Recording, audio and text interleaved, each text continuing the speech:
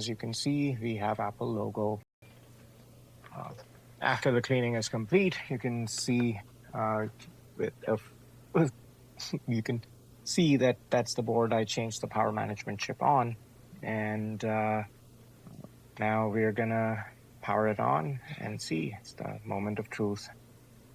I'm just gonna connect it to the board with my DC power supply, and then prompt the board to boot at the power button connector using a pair of tweezers, and that should be good.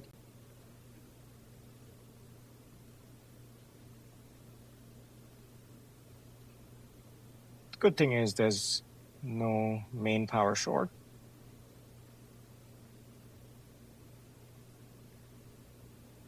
Now to prompt the phone to boot, you gotta short the power button pin to ground and hold it there for a few seconds. And as you can see, we have Apple logo. The power management chip replacement was a success.